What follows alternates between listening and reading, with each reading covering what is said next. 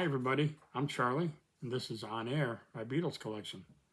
Today I'm going to show you 3 albums on the SAPCOR label, SAPCOR, and they are SAPCOR titles 28, 29, and 30.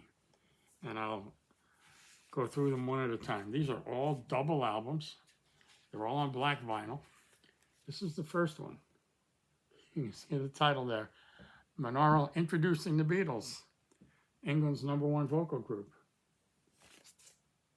It's actually, if you look closely, it's reintroducing the Beatles.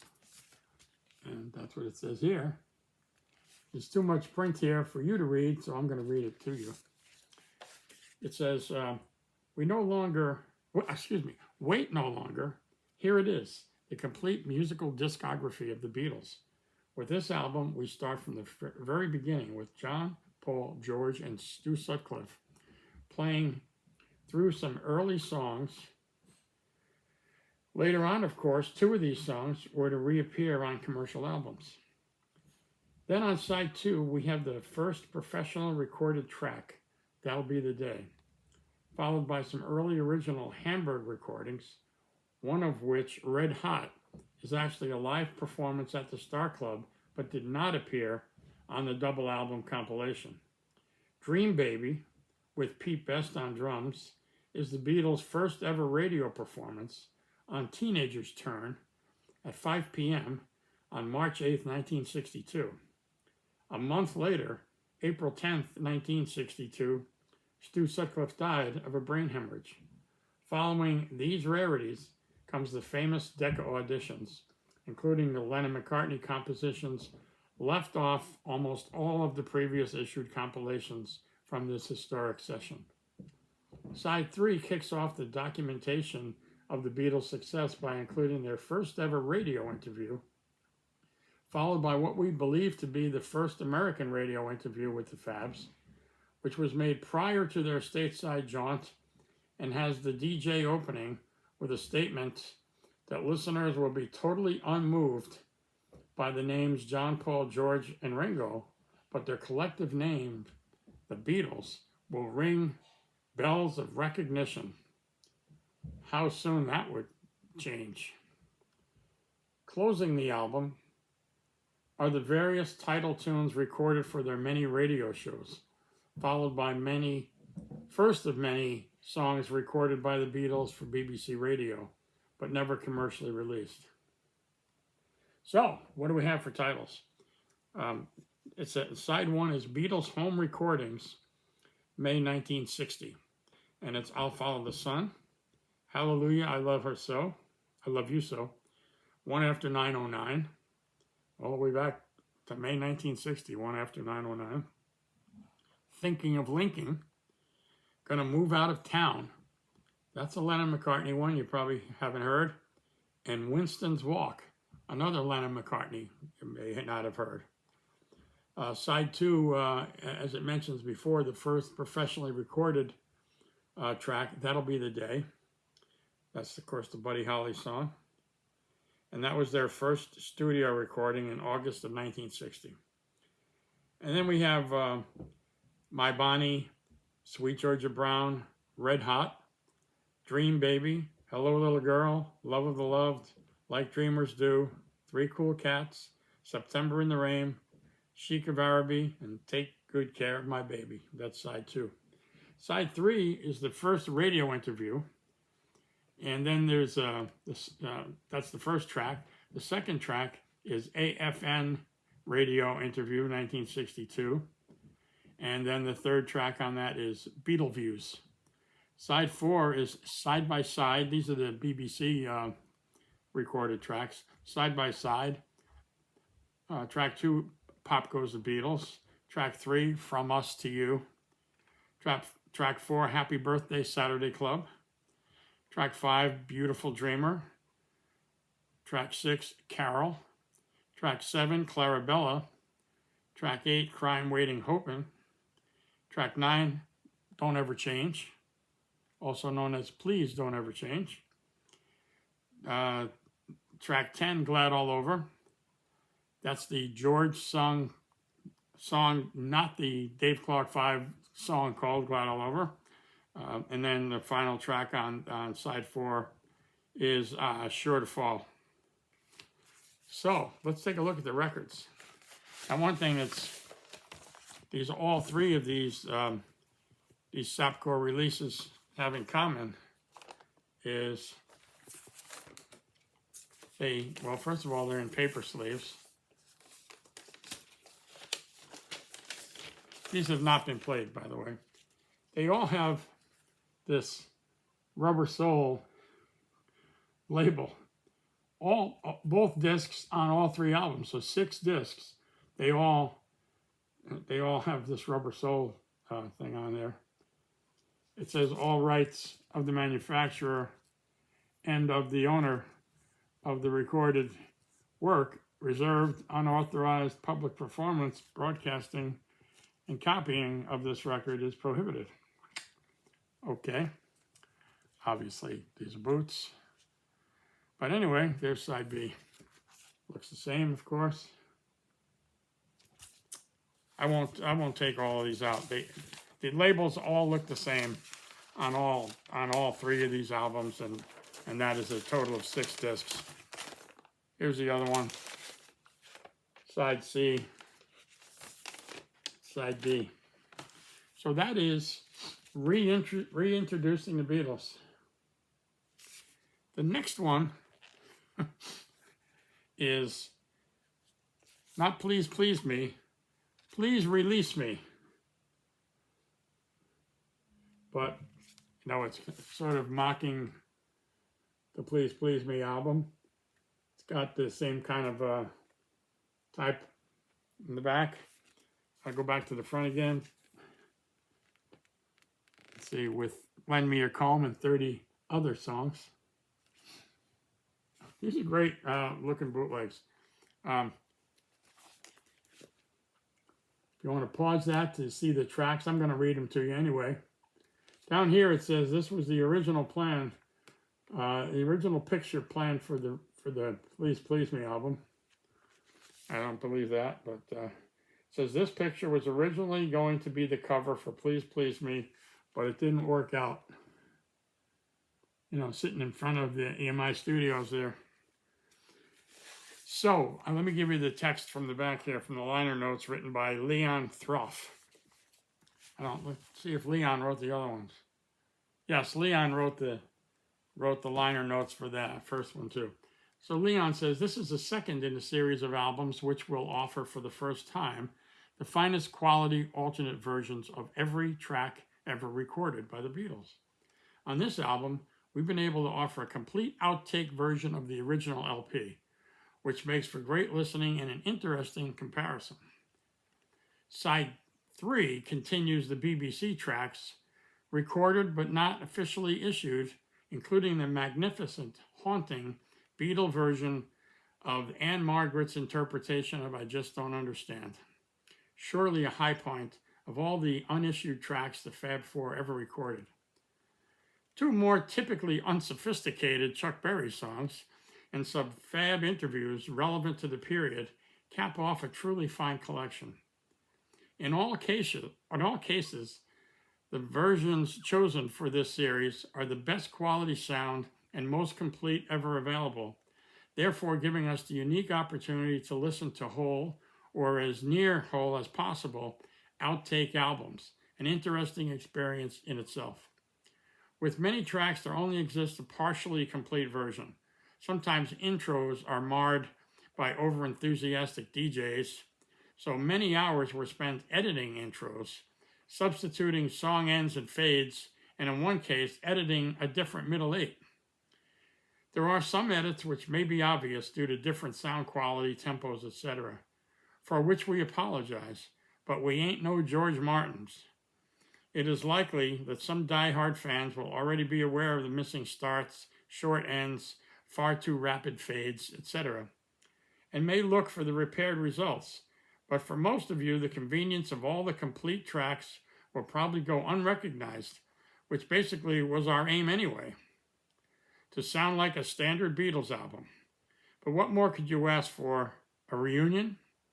In closing, Many thanks must go to all the people you know who you are, who have painstakingly sourced, graphically equalized, edited, and made available to us, the fans, an irreplaceable slice of music history, which would otherwise have never been heard again. After all, we could scarcely have left it to EMI. Say no more. So, the first album here attempts to replicate the Please Please Me album with versions of those same songs. So the titles are familiar. I Saw Her Standing There, Misery, Anna, Chains, Boys, Ask Me Why, Please Please Me, Love Me Do, P.S. I Love You, Baby It's You, Do You Want to Know a Secret, A Taste of Honey, There's a Place, and Twist and Shout. But again, these are all alternate versions of those songs. And then side 3 is the extra stuff that would be BBC recorded tracks. I Got to Find My Baby, which is a Chuck Berry song. I Just Don't Understand. I'm Gonna Sit Right Down and Cry Over You. I'm Talking About You, another Chuck Berry song.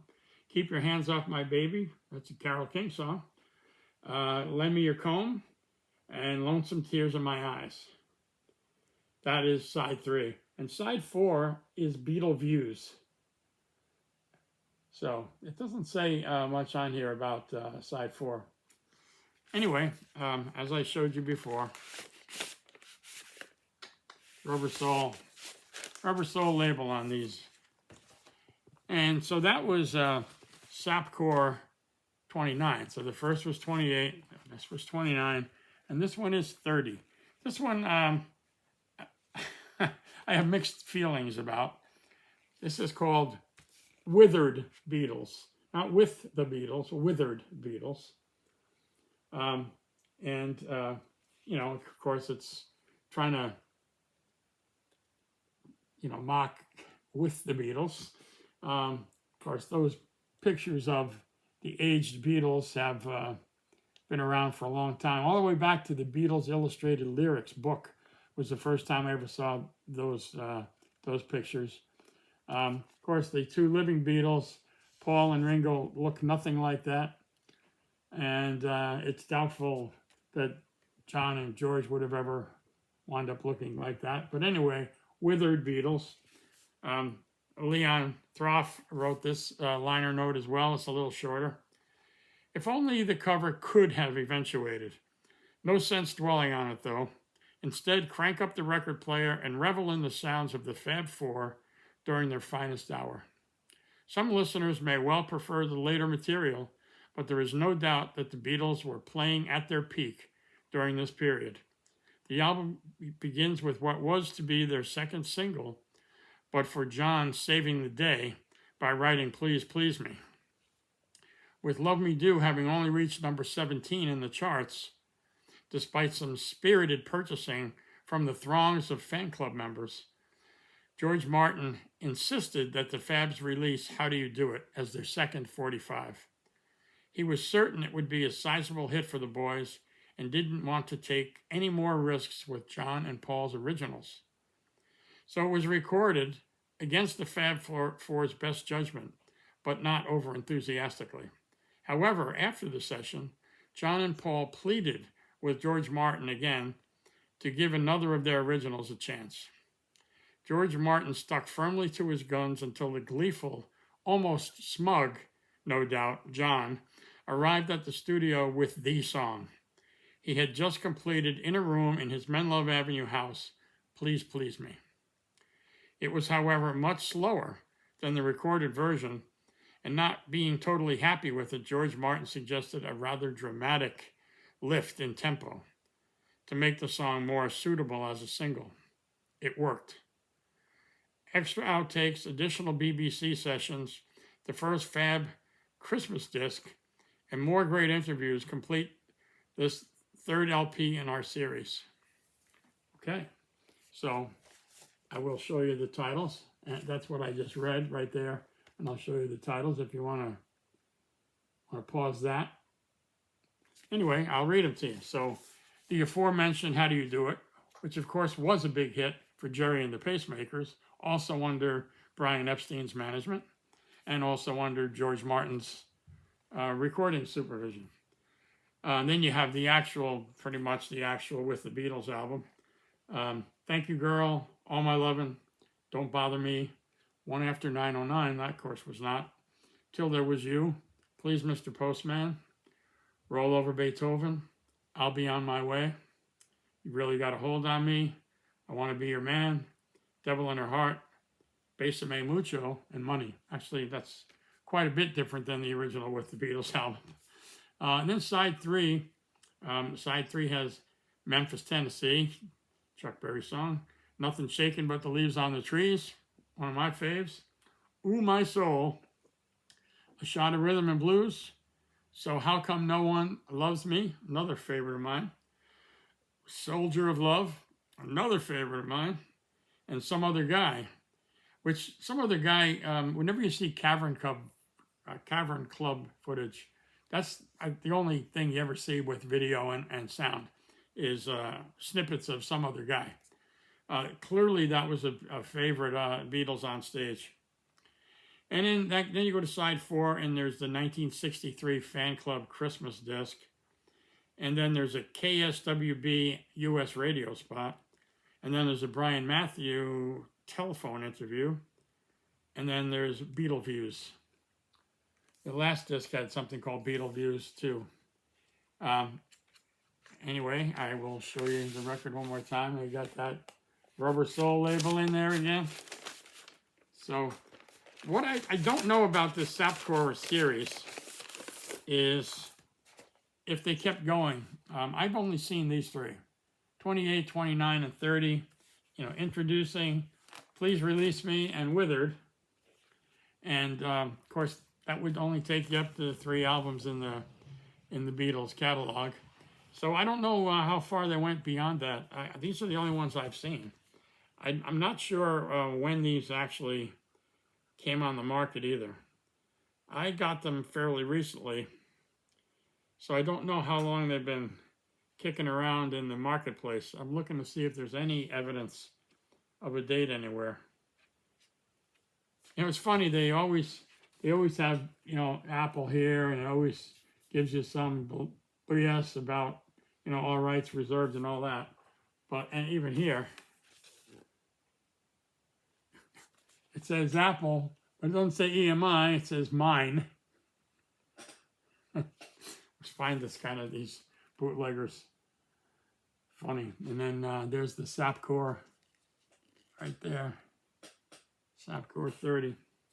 So anyway, those are 3 SAPCOR records in a series where they offer alternate versions of the associated album, and then some other treats from BBC radio stuff. They're nice albums. They're really very nicely packaged. Nice glossy covers. The print is, even the fine print is very clear. It's not blurry or anything like that. They're good looking records. So I was drawn to them, and I'm happy to have them. So that's it for today's show. If you know anything more about this series or about these specific albums or anything that might have followed these on this SAPCOR releases, let me know in the comments.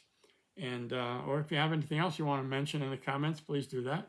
If you like the video, please hit the thumbs up so we get the likes in there. And then if you're not yet a subscriber, please subscribe and come back and see us on some future videos. And you can go back and see the about 100 videos that are in a warehouse there that we've been doing this channel for about 9 months now, since late October, early November 2024. And I posted, this may be the 100th, I'm not sure. Well, we may be a little bit over 100 by now. But anyway, please subscribe and come back and see us. Got a lot of good stuff. My collection, as you can see, looking around the room, this is only 2 walls. There's actually 4 walls in this room and 2 more walls in the other direction. So there's a lot of stuff here. I joke with people, I could probably do a video every day for the rest of my life, and I'd probably run out of life before I run out of stuff to talk about. I mean, it's not all interesting, fascinating stuff. I try to stay away from the obvious stuff that most people have. I don't typically talk about the core albums or any of that kind of stuff, unless there's a special release or a re-release or a box set. But generally, I try not to go over the stuff that people have millions of. I try to go over the stuff that might be, something unusual. You might get a chance to see it out in the wild and maybe feel a little bit more comfortable picking it up, or a little more comfortable not picking it up because of what you heard from me here. So I haven't listened to a lot of this stuff yet. Some of it I know from other releases, because some of the same stuff gets released over and over in different configurations, particularly by bootleggers. And of course, the German stuff and the BBC stuff has been released and re-released and remixed and remastered and all that many times. So it's hard to get anything new there. You just get maybe a different sound because of the way it's equalized or whatever. But anyway, that's it for today, and hope to see you come back again soon. Take care.